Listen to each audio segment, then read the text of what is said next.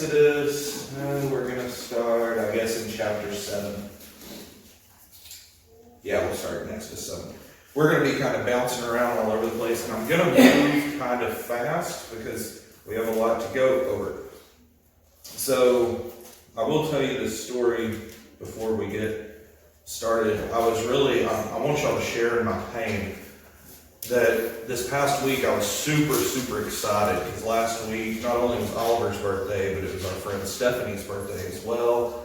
And Faith told me that Saturday for Stephanie's birthday, we were going to go to Ben & Jerry's. And man, I've been wanting ice cream for a month, and apparently I don't know how to go to the store and buy it. So I have been all week so pumped up about, man, we're going to Ben & Jerry's. Dude, we are going to go to Ben & Jerry's. What am I going to get? I'm probably going to just freak out and get vanilla.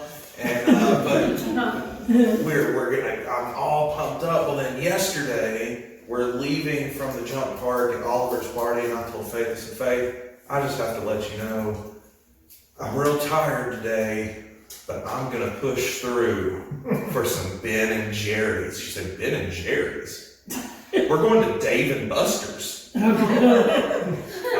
Well, do they have ice cream? She's like, it's an arcade. What? So yeah, I checked the menu. Dave & Buster's does not have ice cream. Two men that need to get their lives together.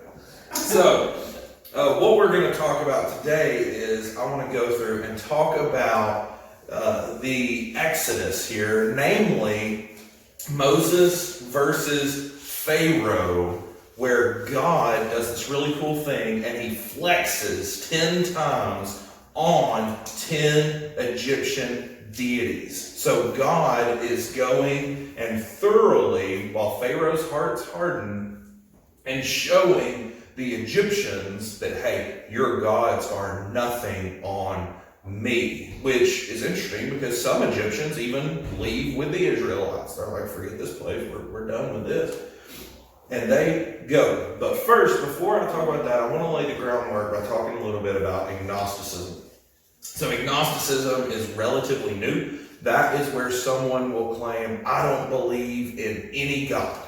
It kind of came about to the forefront in the 18th century, in the Age of Enlightenment, and it stood on three main ideas, and that's reason, the scientific method, and progress. So what happens is that a larger emphasis is put on humanness and human progress. But what happens with that is we do get things like an industrial revolution and the creation of a middle class. But what does happen is that it counters to men spiritually, and all of a sudden we start getting human beings that have a feeling of superiority over deity. Kind of, with my tools and my technology, do we really need God? So this culminates in a spiritual sense in the 19th century with this German guy, Frederick Nietzsche, who his proposition was nihilism, which is the ultimate idea that nothing really matters. I mean, that's pretty common today. And he's the man that is quoted as saying, God is dead. We don't need him. We have no use for him. Nothing in the universe matters. Just do whatever makes you happy, because at the end of it, it's nothing. So all of a sudden, humanity no longer needed God. They could do everything on their own. Technology was flourishing. Countries were industrializing. People were getting rich. The Enlightenment lays the groundwork for the beginning of the Gilded Age for people like Carnegie and Ford to make money that kings of the ancient world would have been jealous of because of the way that technology has come about. So you got Carnegie, Rockefeller, Ford, these guys that just make crazy money by taking advantage of this. And it's even been taken advantage of today, where we live in this postmodern mindset. People believe that they do not need a God. any God. But it wasn't always this way. There wasn't always the mindset that we don't need any God. Prior to the Enlightenment, men in general, there were always exceptions to the rule, they all acknowledged that there's some sort of higher power. Any book you read from the 17 and 1600s back, men believed in some sort of deity. So what it was is that their idea in philosophy was there's man, which means there must be God or gods, some kind of outside force that has made man. So every civilization up to that point had a mythology surrounding deity.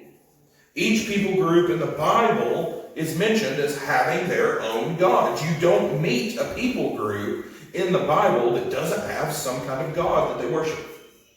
Because people didn't decide they didn't need God until around the time of Frederick Nietzsche, saying God is dead. So this makes sense to us because all men were descended from Adam and Eve. Then God wipes that clean and they descend again from Noah and his sons. So that is important because each of their children had heard the story of God if they hadn't seen it with their own eyes. So you have one family that is a family of believers and godly people telling their children as they expand upon the earth. Eventually somebody failed to tell their children, or the children failed to believe. And all of a sudden you get warped, strange mythologies. So instead of knowing that God is spirit, they form mythologies in an animistic fashion, which animism is where you aspire spirits to everything. So if I'm out in nature and I want to talk to the trees, I can talk to the tree spirit. I need to be careful of stepping on the grass, upsetting the grass spirits as I walk among them. I need to respect the spirits of everything. This is a core tenet of your Japanese Buddhistic practices and your Hinduism. One such mythology would be the Egyptian mythology. We're making good time. We're still in the introduction. So Egyptians are like every other pagan people group.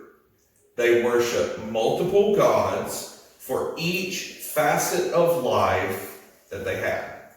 So for example, you want to have a baby, you pray to the god of fertility. Your crops, it's been overcast, you pray to the god of the sun. Somebody is sick and dying, you pray to the god of death. If you're out on a boat, you better be worshiping the god of the seas. We're most probably familiar with Greek gods, but you have to remember that each mythology follows kind of a same process. You have same gods of different aspects, but the mythology around them can be different. But pretty much it's, here are the gods, they act like people, they get into shenanigans, and then bad things happen. So you have to beat them. So Egyptians lived very religious lives. You had to pay homage to the gods. And this was identical for most all people groups in the ancient world. Even whenever you get up to the turn of the millennium, whenever you have the Scandinavian Vikings coming around, the Vikings had their own gods, which became successful Marvel movies. And what they would have to do is they would have to prove themselves in battle so that they could enter into Valhalla, which I'm not going to get into that each of these religions, aside from Christianity's works righteous, but there it is. Lay it out there for you. But something happened to the Egyptians in history that was an interesting occurrence. This didn't happen to the Vikings. This didn't happen to the Germanic people or the Slavic people. This didn't happen to them, but it did happen to the Egyptians. Their pantheon was assaulted by the true God of the universe. He showed just how feeble their idols were, because something that doesn't exist can't stand up to a creator that does. Amen. I'm drinking a Coke this morning. I'm going to turn the label towards the camera there. If they want to give me some free Coke and sponsor me, that would be great.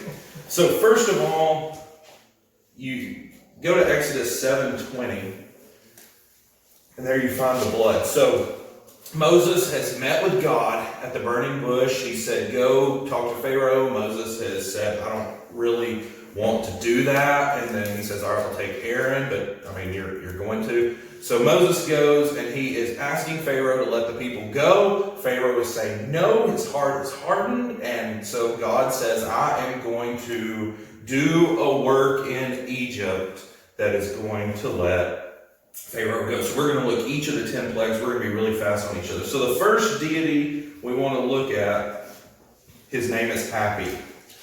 And he's that guy right there. That dude right there. Big blue right there. So Happy is the god of the annual flooding of the Nile. He's depicted as an androgynous human male with saggy female breasts and a big pot belly. This is to accent the fact that he is the god of fertility. So each year in Egypt, along the Nile would flood its banks and it would deposit mineral-rich soil into the lands that were around it. So this soil was perfect for growing crops. Thus, the land would have a constant, bountiful harvest. And honestly, if you farm, a farmer wants a fertile crop. They want good soil with good nutrients and good water, and the Nile gave all of that. Another interesting thing about the Nile is that whenever it would bring the silt and soot down from the top, is that sometimes whenever it would deposit that soil on the land, it would be red. So whenever the Bible talks about the Egyptians turning their water into blood, chances are they were mixing some of that red dirt in there to kind of give it a red appearance. Because eventually the magicians, we're not going to really talk about them except in passing, they get to a point where they're saying, we can't do these. Like, Pharaoh, these aren't illusions. We can't do this stuff. This is by the finger of God. So you have Pharaoh's magicians saying, David Blaine's over there saying, man, I can't manage this stuff. So the plague that they did to assault Happy, that God did, Happy was attributed with great honor because he was the food provider of Egypt. So if Happy's happy, then the land would be fertile and they could eat. If Happy was angry, the Nile wouldn't flood its banks and Egypt starves.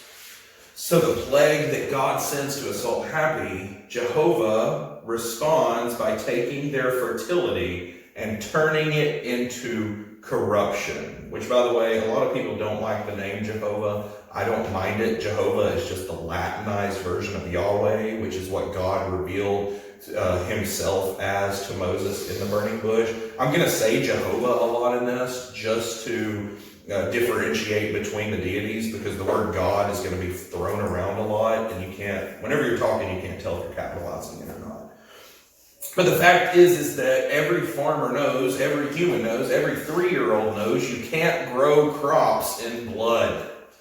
Now, farmers do use something called bone meal to enrich nitrogen in the soil, where they will take animal bones and grind them up into a powder and put it all on the soil. But just like everything else, there can be too much of a good thing. So too much blood in the soil, too much nitrogen in the soil, it does an interesting thing.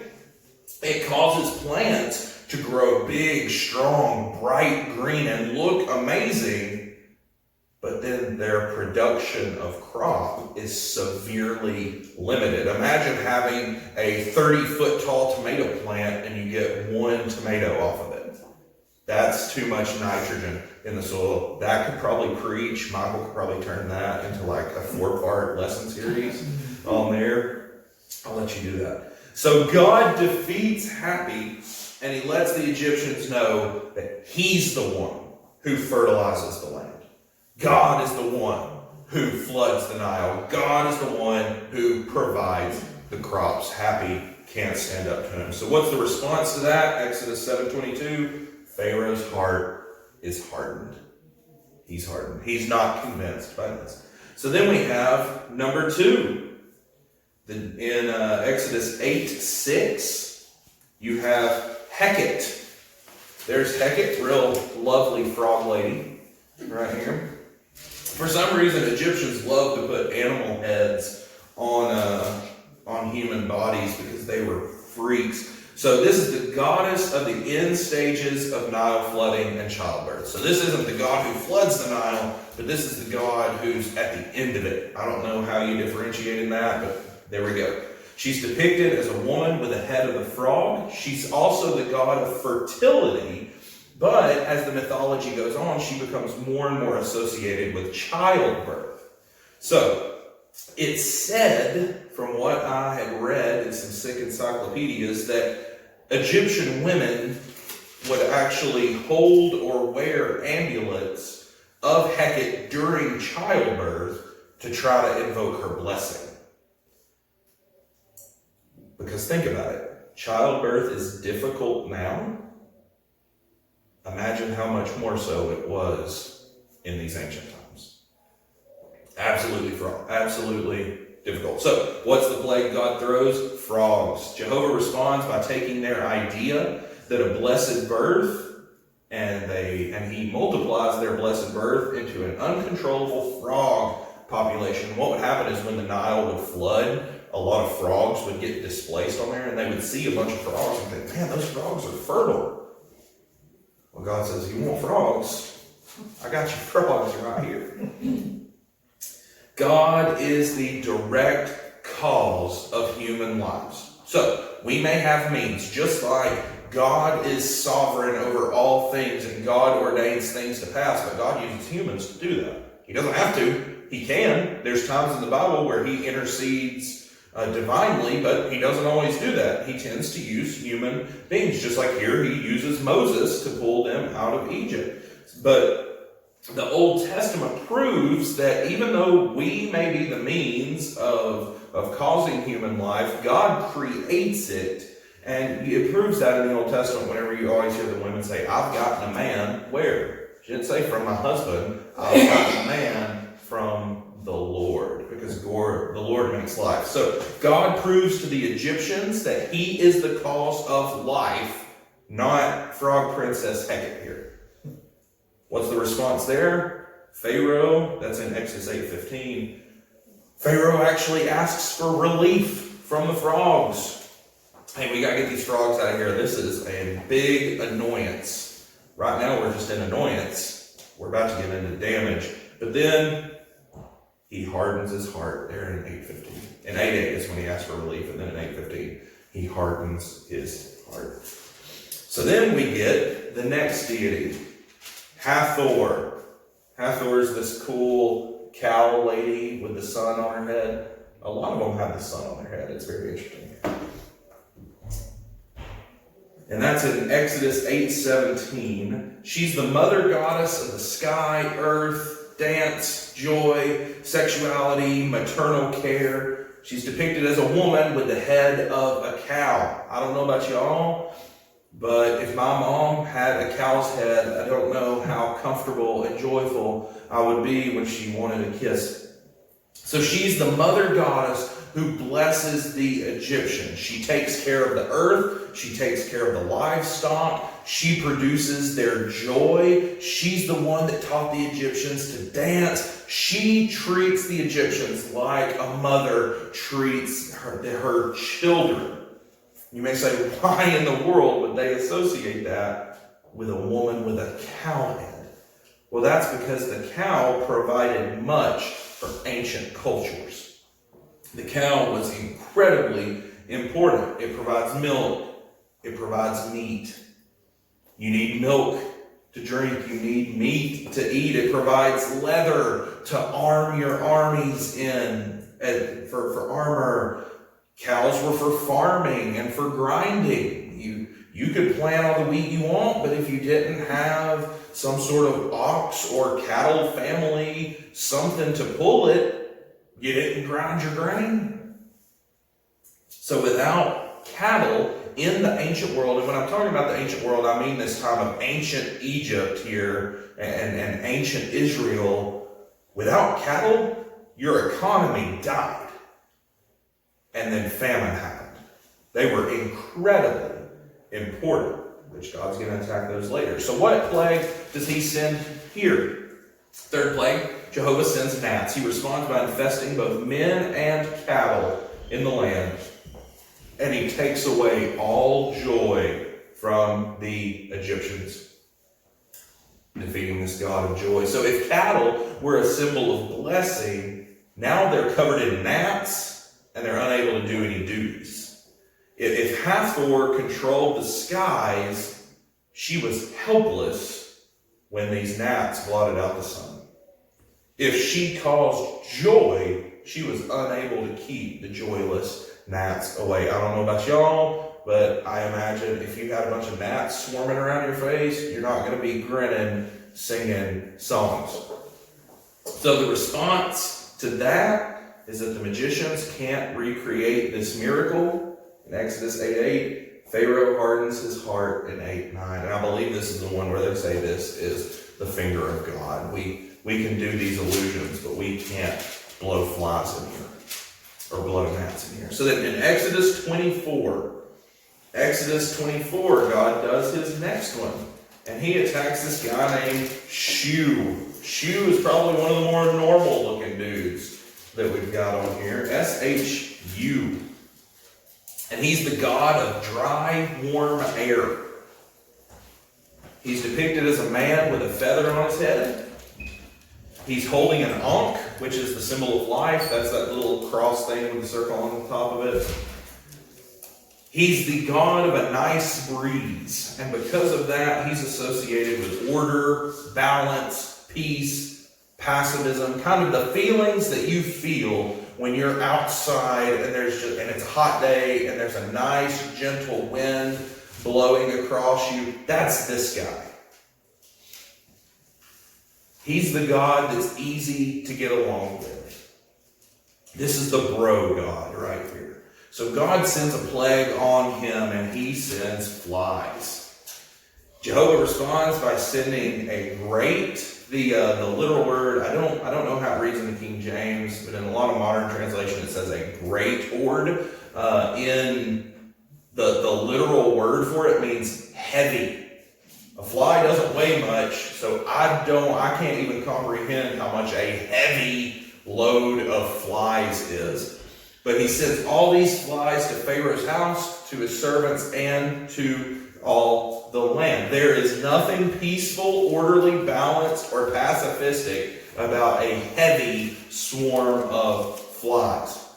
You may think they're just flies, but flies are known for carrying disease, contaminating food, and generally being a nuisance. In the ancient world, if a bunch of flies get into the storehouse where you have your crops and your meat, they begin to defecate on the meat, everything is spoiled. If flies get into your granary and get mixed in with your granary, it's gone. So here we have, for the first time, God has not just started showing his power, he started affecting the Egyptian economy by spoiling food and making people sick. So God shows that he is God of the air by sending an army that Shu, with his hot, gentle breeze, cannot blow away. So in Exodus 8:28-32, what's the response? Pharaoh allows for Israel's temporary release, but then he changes his mind and hardens his heart. Number 5, diseased livestock. The deity there is Apis. He's this guy. I kind of like this guy. That's Apis. He's literally a bull. He's just a bull with a sun disk on his head. He's the sacred bull. He's depicted as a big black bull. Bulls were considered a symbol of great courage and strength. We already talked about the importance of cattle. Bulls bowed to no one. They were a perfect representation of the king. They were the qualities that they wanted in a pharaoh. Most of his worship went on around Memphis. That is where Apis was big, but could spread into other places. So Elvis may have been a believer in Apis. So the plague that God sends is diseased livestock. Pretty obvious. Jehovah responds by sending a disease among Egypt's cattle. Suddenly, the bulls weren't so strong. And suddenly, the bulls that would bow to no one began to bow to someone. And they were bowing down to death. God proves that he's the God of cattle, he's the God of strength, and that he bows to no one. Even those mighty, mighty bulls bow down to him. The response there, Pharaoh hardens his heart in Exodus 17. So next we have Sekhmet. I'm going to breeze through the last few of these. Sekhmet, right there, that lady with a lion head. She is the lion goddess of warriors and healing. She's depicted as a woman with the head of a lioness. Said she was able to breathe fire like the hot winds of the desert. So whenever you were scorching in the desert, that was this lion lady breathing on you. She was the cause of disease, but she was also the healer of that same disease. She would cause the disease on you, but then you would pray to her and she would heal you. But she was a wild goddess. And one festival to her that the Egyptians would do involved everyone getting just extremely drunk on wine and acting a fool, and that simulated whenever this deity, whenever Sekhmet was about to destroy humanity, but then she got too inebriated and stumbled over herself and wasn't able to do it. So, yay wine, I guess. So, they would honor her. The fact is that when you went to war, you prayed to Sekhmet. Whenever you needed healing, you prayed to Sekhmet. So what did God do? He sends boils. God's funny. So Jehovah proves his ability over Sekhmet by causing boils on Egypt, and she was unable to heal them. The magicians weren't able to stand before Moses because of this plague, the Bible says. So the magicians are so hurt, they can't even come out to talk to Moses and debate him or try to do it. So imagine how difficult it is to live life normally when you're sick. I mean, we're coming out of a pandemic, and it's just shut down everything.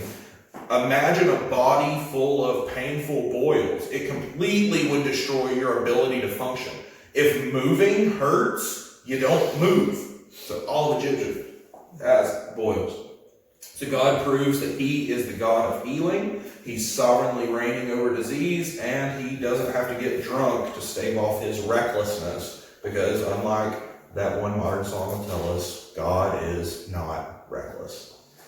The response to that, Pharaoh hardens his heart in 9:12. Next, we've got Geb, or maybe it's Jeb. He's this dude with a bird on his head. Also a very low quality image. I didn't do a good job on that one. Jeb, or Geb, it's probably pronounced Geb. He's the god of earth, vegetation, and snakes. He's depicted as a man with a bird on his head. It's interesting here, I hate snakes, but the Egyptian word for snakes literally means son of the earth. I guess because they crawl on the earth. Thus, it's why he's affiliated with them. It's not important here. Geb is important because he is the earth, like Gaia was the earth in Greek mythology. Geb is the earth in Egyptian mythology. And the earth must be happy, because if it's not, it'll harden up and you won't grow your crops. Without crops, you die. There's no supermarkets here. So if Geb is angry, Egypt doesn't get to eat. He must open his bounty to them by feeding them. So what does God do? God sends hail. God sends thunder, hail, and fire flashing in the middle of the hail. It destroys men, cattle, crops, and trees. It's extremely unforgiving and a deadly hailstorm. So obviously this is going to damage buildings too. Anything outside is going to be destroyed, or at the very least damaged. So the fact is here is that it kills men, it kills cattle, and it kills crops. Those are three things that Egyptians need for their economy. They need manpower, they need the crops to feed, they need the cattle to be their workers, and also a source of food. So on a scale this large, this is crippling to an Egyptian economy. And it's obvious here because this is the first time that Pharaoh confesses his sin in 9:27. Pharaoh comes and actually tells Moses, I've sinned, please take this away. God challenges the earth, Geb, and shows that his fist is stronger than the planet that we live on. If God wanted to punch us out of the atmosphere, he did. The response, Pharaoh confesses his sin, then he promises freedom, but then he hardens his heart and takes it all back. Number 8, locusts. That's this guy, Serapis. That's a picture of Osiris, who Serapis is based on. So Serapis is the combination of Osiris and Apis, that sacred bull that we looked at earlier. Osiris was the god of death. He judged death in the afterlife. He was the chief deity in a death-obsessed culture and a chief god among the pharaohs. He was the god that he was killed by his brother Set, but then he was revived by Isis, not the Isis that you're thinking of, different. This was like an earth healing lady. She was very similar to Hecate. And so the pharaohs thought that they could raise up just like he did, because Osiris died and then Isis brought him back to life by like halfway mummifying. I don't know, the mythology changes according to who tells it. And so the pharaohs are thinking, yeah, so if we die, we can do like him. He was a god of regeneration. That's how they worshipped him, especially when it came to the Serapis, whenever they fused them together. Because Osiris was regeneration, Apis, as we know, was strength and determination. When you combine those two together, you have this ultimate power god here, who is all power, all regeneration, and cannot be slain. And even if he is, he comes back. Serapis is considered the full embodiment of Osiris. So it's like Osiris is okay, Serapis is better. If this was Dragon Ball Z, Serapis would be Osiris's final form. So, in the plague that God sends a swarm of locusts like never before. He darkens the sky with them, and they eat every plant that is left. It brings Pharaoh to the point where he hurriedly seeks for Moses to ask for relief. Think, a bunch of crops have already been destroyed by hail. Egypt's got to eat something, and now God sends locusts to eat everything else that's left green. Whatever the hail or the disease didn't get, God's letting it get eat up by locusts. So at this point, Egypt's economy is basically dead. If they don't have food saved up, they're going to starve. Egypt's still around today, so I guess they did have some food saved up. But next year's crop is gone. Serapis was a judge. Whenever you would die, Osiris, Serapis as he would become, would be there in the underworld with his scale, and he had to weigh your deeds on one side versus his judgment on the other, and that would determine if you were okay or not. But the fact is that when Serapis himself was judged, he was found wanting. He was a god of regeneration, but Jehovah dealt him a blow that he was unable to regenerate from. Pharaoh, who worships the death god and reveres the death god. Death is amazing. Death has no power for me. In verse 17, literally says to Moses, remove this death from me. I may worship death, but I don't think I want to go down. The response, Pharaoh repents, but then his heart is hardened. That's in Exodus 10, 16, and 20. Are we going to finish this? Oh, we can do this. Number 9, darkness. That was Ra, this Birdman, right here. Ra is the god of the sun, depicted as a man with the head of the falcon. He's the creator god. The sun feeds the crops. He takes the uncontrolled chaos and makes it into something, and he gives the world order. One source even translates his name in this early time of Egypt as I am Ra. So when they would worship Ra, his name was I am Ra. Well, God sends this plague, darkness. You're the God of the sun. Let me show you that the sun's mine and I can do with it what I want. He turns it off. God responds to this king of gods by sending darkness for 3 days, and it's debilitating. No one saw each other. No one left his place for 3 days. Not only is the economy devastated, it literally stops for 3 days, meaning that all work, all play, all commerce, everything is stopped. Egypt is already struggling, and then something even worse. How could it get worse than this? And it does. The entire ability to work is taken away. Your crops get destroyed, you can go plant some new crops. Your sight, the world is darkened, you can't do anything. So God proves who the real creator is, and he shows his power to Ra. So God, when he reveals his name to Moses, who would have been familiar with I am Ra's name, he says, who do I say send me? And God says, well, you know I am Ra. I am who I am. Ra is imaginative. God is. Ra am nothing. Yahweh am. That's a terrible, terrible grammar, but I think y'all get my point. Y'all get my point. Ra may say he is, but he isn't. God says I am and is. That's probably better way to say it. Response. Pharaoh allows for a partial exodus. You can go, but leave your cattle here. Leave your stuff here. And Moses says a funny thing in the King James. Not a hoof shall be left behind. You go, Moses. But when he turns down, he gets angry, his heart gets hardened, and then he threatens death. He says, Moses, if I ever see you in error again, I'm going to kill you. And Moses says, you're not going to see me again. Because something's going to happen. Last plague, number 10. You may think, what God is there now? That's a picture of a Pharaoh. A hieroglyph of a Pharaoh. So God has went through and attacked all the deities. And the fact is that he's went to the top of the chain. With number 9, God hit the king of the gods, the Zeus of the Egyptian pantheon. So you think, who else is there to attack? Well, in 12:29 of Exodus, God makes it personal. Because Pharaoh is who he goes after. Pharaoh is considered a god among men. God personified, the gods personified as the man. He was the god king of Egypt. He was the intercessor between the peasants of Egypt and the God. His will was complete. His rule was absolute because Pharaoh owned Egypt and everyone in it. So what plague did God send? The Passover. The death of the firstborn. Jehovah shows absolute authority over humankind by slaying the firstborn of all Egyptian families.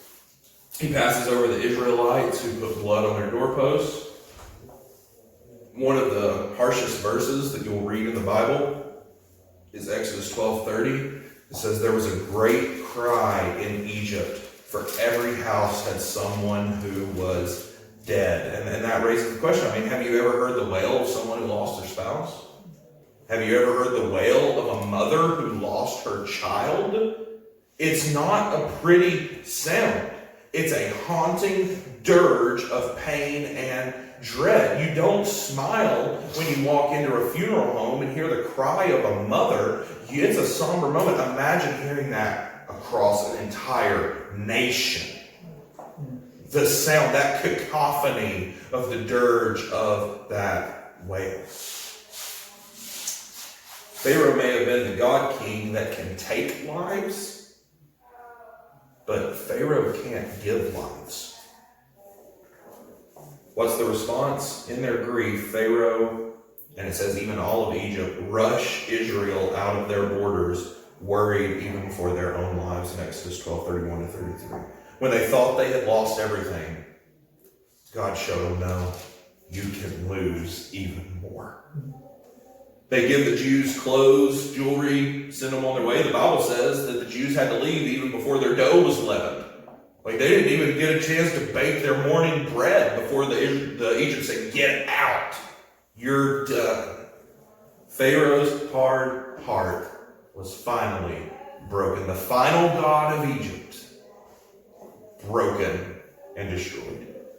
God is sovereign over all of our gods. God is sovereign over mankind. Nothing can stand when it challenges God's power, be that man, be that God.